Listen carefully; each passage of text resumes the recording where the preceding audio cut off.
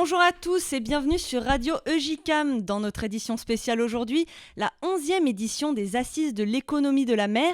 1700 personnes attendues au Parc Chanot aujourd'hui et demain. C'est le grand rendez-vous des décideurs du monde maritime. Toute notre rédaction est mobilisée. Alors on va parler de beaucoup de choses aujourd'hui, notamment d'environnement. À un mois de la COP21 sur le climat, quels sont les impératifs environnementaux ? Autre sujet important, la question des migrants en Méditerranée. On reviendra aussi sur l'expédition Tara, l'occasion de faire un point sur les attentes des professionnels de cette filière. Vous entendrez notamment le secrétaire d'État chargé des transports, de la mer et de la pêche, Alain Vidalis, mais aussi le leader du Front de gauche, Jean-Luc Mélenchon, qui a fait le déplacement. Ne manquez pas notre recette marine du jour, et puis bien sûr notre météo marine pour aller naviguer en toute sécurité. Ces 11e Assises de la mer sont organisées par le pôle Infomer du groupe Ouest France en partenariat avec le cluster maritime français.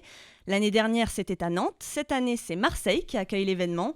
Des conférences, des tables rondes vont se succéder toute la journée sur des problématiques du monde marin.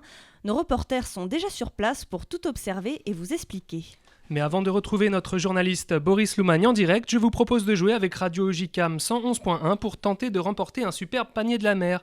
Aujourd'hui, nous sommes allés pour vous à la Criée, au marché aux poissons ce matin sur le Vieux-Port pour vous permettre de réaliser l'incontournable bouillabaisse. Rascasse, Saint-Pierre, Baudroie, Vive et Galinette, bref, de quoi se régaler.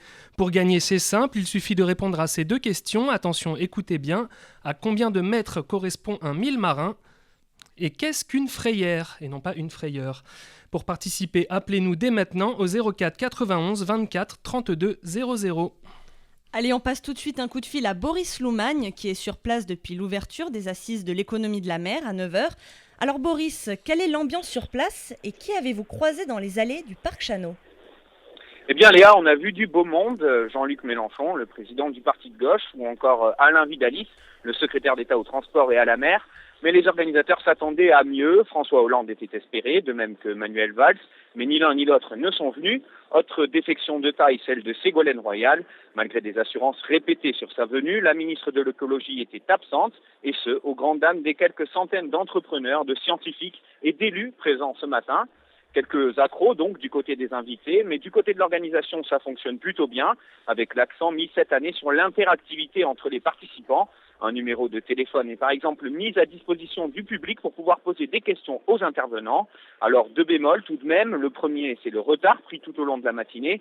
Un retard qui a poussé Martine Vassal, la présidente du conseil départemental des Bouches-du-Rhône, à annuler son intervention. Le second bémol, c'est le manque de diversité parmi les participants. Peu de femmes, peu de jeunes et surtout peu de citoyens ordinaires. Ce n'est pas aux Assises de la mer que vous croiserez un ostréiculteur de Bouzigues ou un marin-pêcheur de Marseille. Merci Boris, vous venez de l'évoquer, l'absence de Ségolène Royal, la ministre de l'écologie aux Assises, est remarquée. Du coup, les participants auront droit à la venue de 2 secrétaires d'État, mais pas de ministre. Pourtant, Ségolène Royal devait assister à cet événement, Cyril Crespi. Et oui Léa, contrairement à l'année dernière où Manuel Valls avait inauguré lui-même les Assises, il n'y aura pas de ministre cette fois. Ségolène Royal s'est décommandée il y a à peine une semaine. Alors bien sûr, la raison officielle de cette absence de la ministre de l'écologie est limpide. Elle a suivi le président de la République en visite officielle en Chine, puis en Corée. Mais officieusement, l'actuel ministre de l'écologie essaye peut-être de se mettre en retrait en pensant au prochain remaniement. Laurent Fabius, l'actuel ministre des Affaires étrangères, pourrait être nommé au Conseil constitutionnel après les élections régionales. Or, le nom de Ségolène Royal est cité depuis un mois pour une éventuelle succession. La peur de faire des promesses qu'elle ne pourrait pas mettre en œuvre avant de quitter son poste explique peut-être le désistement tardif de la ministre de l'écologie. Merci Cyril. Parlons maintenant d'un des partenaires de ce rendez-vous, le cluster maritime français. Pour ceux qui ne connaissent pas, c'est une organisation créée par et pour les professionnels afin de rassembler toutes les entreprises du secteur maritime. Les membres sont en contact permanent avec l'administration et les cabinets ministériels pour peser sur les choix gouvernementaux. Le président Frédéric Moncani de Saint-Aignan est bien sûr présent au Parc Chanot. Florent Bascoul, bonjour. Bonjour. Alors, comment a-t-il réagi à l'absence de Ségolène Royal ? Peu adepte aux polémiques, Frédéric Moncani de Saint-Aignan a tout de même épinglé la ministre de l'écologie, Ségolène Royal, dans un discours prononcé au tout début des assises. Mais il en fallait plus pour saper l'enthousiasme du président du cluster maritime français. D'abord, c'est un regret. mais pas plus qu'un regret. C'est pas aux assises que de toute façon la discussion de travail se fait. Non, c'est un regret parce que Madame Royal avait pris en main cette question de croissance bleue au mois d'août. Et donc ici, on est quelque part au rendez-vous annuel de la croissance bleue, on va dire ça comme ça. Et donc l'une des ministres du gouvernement qui a en charge de l'intégralité des questions de la mer, son absence un peu soudaine laisse un regret, mais pas plus qu'un regret. Pas plus qu'un regret, puisqu'au cours de ces 2 journées d'assises, les acteurs du secteur maritime français affichent des performances encourageantes. 300 000 emplois directs et 69 milliards d'euros de richesses générées. Pourtant, on peut encore mieux faire. Frédéric Monsani de Saint-Aignan attend beaucoup des décideurs politiques, peut-être pour faire de l'économie maritime un véritable vecteur de croissance. Le message de ces assises, c'est après ces 10 années de constitution, de mise en route, de développement, c'est de dire, voilà, la force maintenant elle est prête, mais elle est encore entravée, elle est encore retenue par un certain nombre de règlements, de textes, etc. Et de manque d'investissement. Et donc ça, il faut maintenant libérer ça, et je garantis que les 12e, 13e et 14e assises, on aura des succès à annoncer. Vous venez d'entendre Frédéric Moncani de Saint-Aignan, interrogé par Florent Bascoul. On poursuit par l'intervention attendue d'Alain Vidalis, le secrétaire d'État chargé des transports, de la mer et de la pêche. Il s'est exprimé vers midi et s'est surtout adressé aux pêcheurs. Il y a l'annonce sur le renouvellement des bateaux de pêche dans un contexte où nous avons aujourd'hui une situation à la fois sur le plan de l'activité de la marine marchande, je l'ai dit, l'augmentation en France de cette activité est statistiquement plus importante que dans les autres pays européens et dans une situation aussi où, au moins pour l'année 2015, le secteur maritime de la pêche est dans une situation qui est une bonne année. Vidalès au micro de Jean-Jérôme R. Vous êtes sur Radio JCAM et tout de suite on passe à avec Robert qui a appelé notre standard. Bonjour Robert. Oui bonjour, c'est RTL. Non, vous êtes sur Radio EJCAM Robert. Ah d'accord, ok. Qu'est-ce que j'ai gagné ? Eh bien, pour gagner, il faut d'abord répondre à 2 petites questions, Robert. Je vous rappelle, pour gagner notre panier de la mer d'une valeur de 100 €, vous devez donner la bonne réponse aux 2 questions qui vont suivre. Vous êtes prêt, Robert ? Allô ? Oui. Oui, qu'est-ce que je dois faire ? Alors, à combien de mètres correspond un 1000 marins, Robert ? 1000 ? Un 1000 marins. 1000 ? 1000, mais non, Robert. Malheureusement, ce n'est pas la bonne réponse. Quel dommage. 1000 quoi ? Un 1000 quoi ? J'ai pas compris. Un 1000 marins ? Un 1000 marins, à combien de mètres ?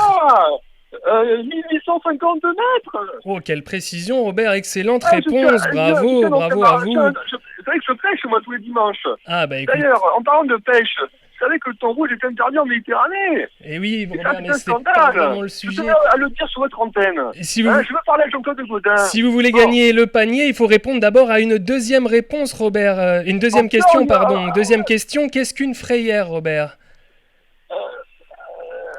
Je crois que c'est là où les poissons sont sans fil, non ? Félicitations. Félicitations, Robert. Excellente réponse, même si c'est pas en ces termes que je l'aurais formulé. Vous remportez donc notre superbe panier de la mer. Je vous remets en liaison avec le standard. Merci Robert, bonne journée. Josiane, on a gagné. Merci Robert et continuez de rester sur notre fréquence Radio EJCAM 111.1. Ah, il est vraiment très fort ce Robert. En tout cas Robert, vous saurez tout sur les assises de l'économie de la mer et on y parle beaucoup d'un sujet brûlant. La COP21 sur le climat, elle a lieu à Paris du 30 novembre au 11 décembre et doit aboutir à un accord international sur le changement climatique. Nos océans sont très touchés par le réchauffement et pourtant leur sort n'était pas pris en compte jusqu'à maintenant. Pas simple de concilier développement économique et protection de l'environnement. Hervé Brulé, adjoint à la direction des affaires maritimes du ministère de l'écologie. Les armateurs pensent qu'ils pourront encore diminuer d'ici 2050 de encore 50% leurs émissions de carbone à la tonne transportée. Bien évidemment, ça ne veut pas forcément dire une diminution nette des émissions de carbone puisque le transport maritime se développe beaucoup et il est prévu une augmentation du transport maritime. Donc même avec les progrès normaux, on risque d'avoir une petite augmentation d'émissions de carbone. Donc il faut continuer à travailler sur l'amélioration des techniques, sur le rendement énergétique des navires pour justement empêcher cette augmentation d'émissions de carbone. Donc c'est tout l'enjeu. C'est un enjeu technologique, c'est un enjeu d'exploitation des navires aussi, puisque la vitesse est un paramètre important dans la consommation d'énergie. Donc toutes ces questions d'optimisation des transports permettent aussi d'économiser l'énergie et donc de diminuer l'impact du transport sur le climat. Hervé Brûlé avec Florent Bascoul. Et si la mer était l'avenir de la France? C'est en tout cas le sujet du livre de Jean-Marie Biette. Le secrétaire général du pôle mer du groupe Ouest France plaide pour que la France se saisisse enfin de ses importants atouts maritimes. Il y a deux types de défis. Il y a des défis, on va dire, de la jeunesse qui sort des très bonnes formations qu'on a en France et qui se lance par exemple dans les start-up. Alors il y a des start-up numériques, mais il y a aussi des start-up de biotechnologie et de biotechnologie maritime. Alors ça va des médicaments, il y a beaucoup de médicaments qui sont en fait tirés de plus en plus de cette grande pharmacie qu'est la mer. Les algues, il y a des algues où on a trouvé des éléments qui permettent de guérir certaines maladies, de lutter contre le cancer, de lutter contre les virus, des antidouleurs encore plus forts que la morphine. Il y a aussi la nutrition. C'est-à-dire qu'on va être de 10 milliards en 2050, il y a besoin de produire des protéines pour tous ces habitants de la Terre. Et la mer sera certainement une réponse à travers à la fois les algues, qui sont vraiment, qui ont toutes les qualités, à travers l'aquaculture aussi, bien entendu. Si elle est faite avec une sûreté alimentaire et un développement durable, c'est ce qui est le cas en Europe. Maintenant, on voit bien que là, la gouvernance mondiale, qu'elle soit climatique ou même au niveau de la mer, est très importante. Jean-Marie Biette au micro EJCAM d'Anouk Bouteloup. On va tout de suite appeler un de nos reporters sur place. Marie-Alix Détry a assisté ce matin à une conférence sur la situation des migrants.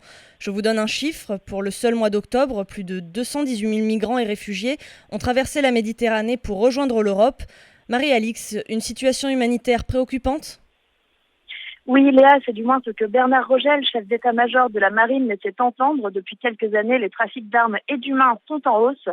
Jean-Dominique Giuliani, président de la Fondation Robert Schuman, livre un point de vue plus mitigé. Il recentre le débat sur notre continent comme terre d'accueil.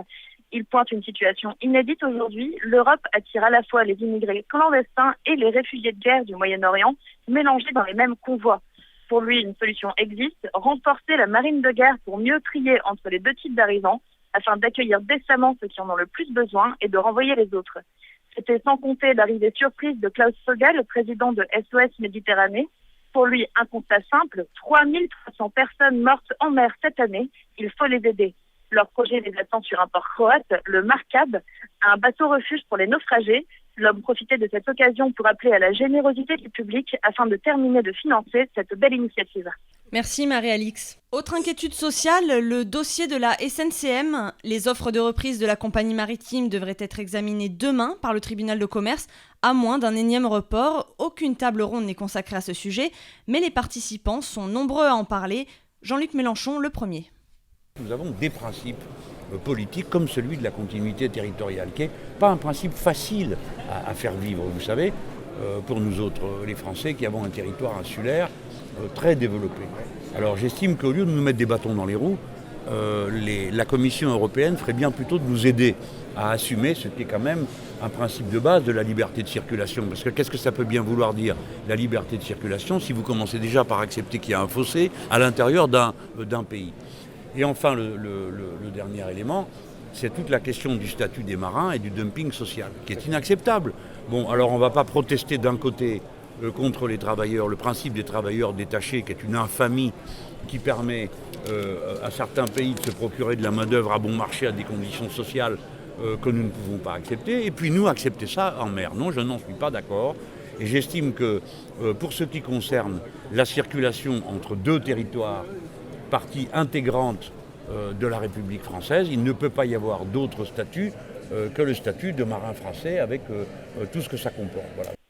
Jean-Luc Mélenchon au micro de Jean-Jérôme R. Et on passe sous la mer à présent. 60 000 km de câbles vont être posés cette année pour renforcer le réseau mondial de la fibre optique. Ces infrastructures constituent la colonne vertébrale d'Internet et la plupart sont enfouies sous la mer jusqu'à 8000 mètres de profondeur. En fait, Marseille est la ville de France qui compte le plus de connexions au réseau mondial. Cyril Crespi. Plaisanciers et riverains ne le remarquent sans doute pas à Marseille, mais sous les plages de la ville se croisent de nombreux câbles de fibre optique sous-marins. Leur rôle, transmettre les informations auxquelles les internautes du monde entier pourront avoir accès. Car si certaines données, dont les appels téléphoniques, passent par les airs, les pages, les images et les vidéos que vous pouvez consulter sur le web ont besoin d'un réseau de câbles reliant les différents continents. Or, Marseille occupe une position centrale dans le réseau mondial de la fibre optique. Certains des branchements qui y transitent relient la ville à l'Italie, mais aussi à l'Afrique du Nord et au Moyen-Orient. Et ils servent indirectement à connecter une partie de l'Europe, l'Allemagne, les Pays-Bas et la Grande-Bretagne notamment. Et cela ne s'arrête pas là. Un câble sous-marin long de 20 000 km devra relier Marseille à la ville de Singapour pour renforcer encore un peu plus le réseau. Le chantier a commencé en septembre 2014 et sa construction devrait être terminée pour la fin de l'année prochaine. On retrouve tout de suite Adrien Jaouen qui a embarqué le temps d'une conférence avec les membres de l'expédition Tara. Alors Tara, c'est quoi ? Ce sont 16 personnes embarquées sur une goélette de 35 mètres, des scientifiques qui sillonnent les mers pendant des mois. Adrien Jaouen, ils ont fait le point sur leurs recherches ? Oui, alors en fait, cette recherche est aussi une aventure inoubliable. Gabi Gorski, donc le directeur scientifique de cette recherche, et son équipe ont vogué sur toute la planète bleue. Ils sont d'abord partis en 2009 et pour 4 ans en Arctique, en autonomie complète, posés sur la glace à la dérive. Ils ont étudié le plancton. Un an plus tard, ils partent pour des mois en Méditerranée pour sensibiliser sur l'impact des plastiques dans la mer. Un pari fou, osé et unique pour ce chercheur au CNRS. Au total, 6 marins, 2 journalistes et 8 scientifiques vivaient sur cette goélette, un 2-mâts monté sur une coque entièrement métallique. L'habitat est spartiate, l'embarcation lourde, robuste, elle est difficile à manœuvrer avec des moteurs vieux de 35 ans, mais rien n'a jamais cédé. Alors ils ont pu parcourir en tout 36 000 km en bravant les tempêtes, le froid et les imprévus. Résultat, ils ont rapporté des données cruciales sur le plancton. Sa compréhension en a été grandement facilitée. Et sur la glace, ils n'ont pu qu'observer sa fonte due au réchauffement climatique inévitable. Merci Adrien. Justement, l'une des grandes découvertes de cette expédition concerne le plancton. Gabi Gorski, directeur de recherche du CNRS, était sur le bateau de l'expédition. Anouk Bouteloup l'a rencontré. Le plancton est la première masse végétale et animale de la planète. Encore très méconnue, elle fut l'objet d'études de Gabi Gorski et de l'équipe de l'expédition Tara Océan. Un voyage lors duquel les scientifiques ont fait de nombreuses découvertes sur le plancton et notamment sur son rôle dans l'équilibre des écosystèmes. Même des organismes unicellulaires ont d'autres organismes unicellulaires dans leur corps ou sont étroitement reliés aux autres. Et donc, les populations ou les écosystèmes entiers dépendent de cette association intime entre les espèces. Au-delà de l'écosystème, il y a des découvertes concernant les gènes des organismes du plancton. L'étude génomique menée par l'équipe de Tara a démontré qu'il y a beaucoup plus d'espèces que ceux que l'on connaît actuellement. Un des grands résultats est que nous avons vu le bout du forêt. On a grosso modo échantillonné quasiment tous les gènes de l'océan superficiel. Et on a évalué, c'est à peu près 60% des gènes inconnus. La perspective est absolument énorme. Des perspectives énormes donc, puisque ces gènes pourront servir dans de très nombreux domaines de la vie, comme la fabrication de médicaments, les biotechnologies ou encore l'industrie. Un reportage d'Anouk Bouteloup. Comment protéger nos ressources marines ? 32 communes des Bouches-du-Rhône et 7 du Var ont décidé de signer un contrat de baie. L'un des objectifs, l'amélioration de la qualité de nos eaux de baignade, Arnaud Galina. En retard par rapport à son voisin toulonnais, là où le contrat de baie est en vigueur depuis 2001, la ville de Marseille a souhaité adopter une gestion de l'eau plus active. Didier Réau, adjoint au maire en charge du projet, nous en explique les enjeux. C'est une réunion de l'ensemble des communes littorales et des bassins versants de ce littoral qui se réunissent avec l'agence de l'eau, avec les grandes collectivités comme le conseil départemental, le conseil régional, MPM, pour mieux gérer les eaux pluviales de l'ensemble de la rade de Marseille. Il permet également d'assurer une meilleure qualité de ces eaux puisqu'elles sont traitées bien en amont et pas seulement en aval, qualité des eaux de rivière, mais aussi qualité de l'eau de mer in fine. À Marseille, on cherche à retenir les leçons des récentes catastrophes naturelles dans la région, suffisant pour minimiser les conséquences des intempéries. Paul Jacobi, président de l'Agence des aires marines protégées, est sceptique. Non, les intempéries, elles se produiront quoi qu'il arrive. Ça ne dépend pas de nous, c'est l'évolution de la nature, parfois contrariée, il est vrai, par l'homme. Mais en réalité, c'est le problème de savoir si on a construit dans des conditions compatibles avec ces intempéries et si l'on a consenti à mettre les dispositifs nécessaires pour ça. Son budget de 265 millions d'euros doit permettre de conduire 89 opérations sur une durée de 6 ans. Reportage Arnaud Galina. Parlons maintenant des ressources des fonds marins. On connaît les insectes comme alternative à la viande, mais les océans possèdent également de nombreuses ressources riches en valeurs nutritionnelles. Parmi elles, les algues, déjà utilisées dans beaucoup de pays asiatiques. Marc Taconnet, expert à l'Organisation Unie pour l'alimentation et l'agriculture. Oui, les algues sont une solution. Elles le sont déjà dans les pays asiatiques.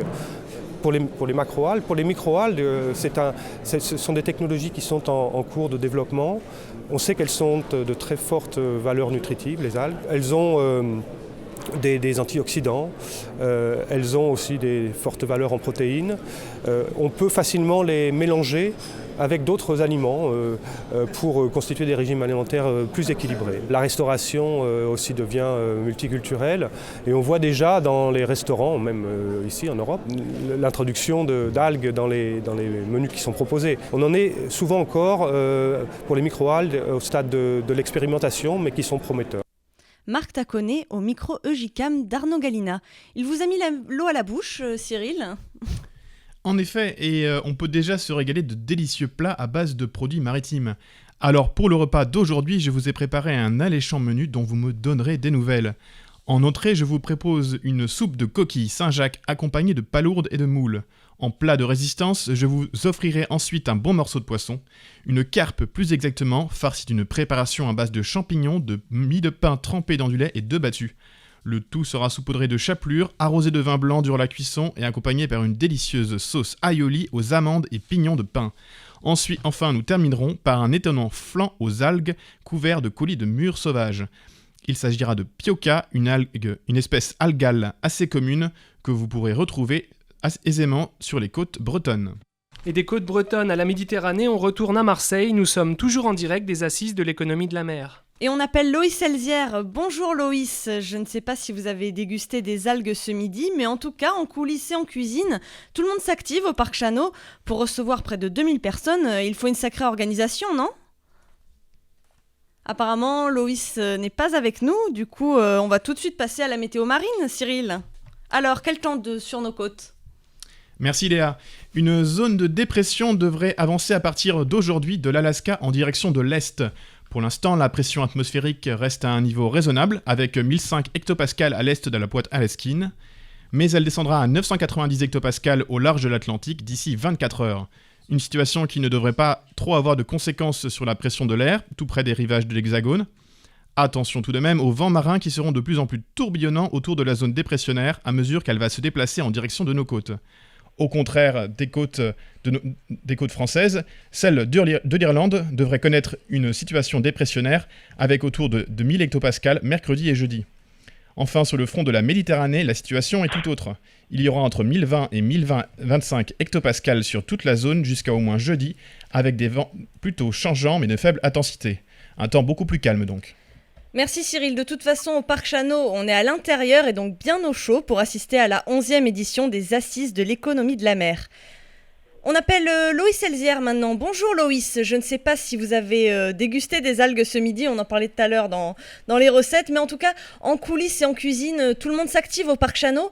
Pour recevoir près de 2000 personnes, il faut une sacrée organisation, non ? Et oui, et paradoxalement, Léa, on a parlé plus d'eau douce que d'eau de mer ce matin en arrivant au Parc Chano. Vous le savez, il a beaucoup plu en tout début de matinée, la circulation était chaotique en centre-ville.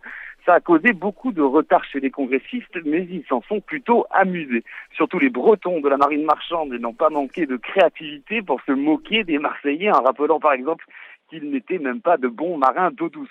C'était un peu le sport, en coulisses, ce rire des Marseillais, notamment de leur politique, puisqu'on a eu droit à un beau moment de crépage de chignon à la tribune lorsqu'ont été réunis les représentants de la mairie, de la métropole, de la région et du département, pas vraiment d'accord sur la politique à mener autour de l'économie de la mer, en particulier sur le sauvetage de la SNCM. Plus sérieusement, les coulisses, c'est là où tout se joue, m'a rappelé Yann Chotti, il est entrepreneur dans la formation à la survie en mer. Lui, c'est pour le café qu'il est venu, oui, parce que selon lui, lorsque sont réunis tous les professionnels de la mer en France, un café partagé, c'est souvent un contrat signé. Merci Loïs. La 11e édition des Assises de l'économie de la mer, ça continue demain. Jérôme ? Tout à fait Léa, et au programme de la matinée demain de nouvelles tables rondes aux Assises. L'énergie sera au cœur des débats puisqu'on parlera du prix du pétrole et des énergies marines renouvelables. Une série d'ateliers thématiques aura lieu peu avant le déjeuner, puis avant la fermeture, il sera question des croisières comme nouveau relais de croissance pour les ports français. Un sujet primordial à Marseille où le record d'affluence mensuelle a été battu encore ce mois-ci en octobre avec quelques 200 000 croisiéristes. Enfin, n'oublions pas la table ronde qui réunira des représentants de 3 gouvernements à 15h, Annick Girardin, secrétaire d'État au développement et à la francophonie, mais aussi Jean Damour, ministre québécois, et Teva Rohfritsch, ministre de la Polynésie française. Merci Jérôme. Vous êtes sur Radio EJCAM et vous êtes nombreux à avoir appelé notre standard. Nous sommes avec Philippe. Bonjour Philippe. Oui, bonjour. Vous allez bien ? Oui, tout va bien, je suis à l'écoute. Alors, je rappelle, pour gagner votre panier de la mer d'une valeur de 100 €, vous devez donner la bonne réponse aux 2 questions qui vont suivre. Vous êtes prêts ? On commence par la première ? Allons-y, je vous écoute pour la première question, je suis très impatient. Alors, c'est parti. Philippe, à combien de mètres correspond un 1000 marins ? Alors, un 1000 marins, ça serait 1 kilomètre, je crois que c'est 1 kilomètre 850 et quelques, c'est ça ? Oui, bravo, c'est la bonne réponse. Il fallait le savoir quand même.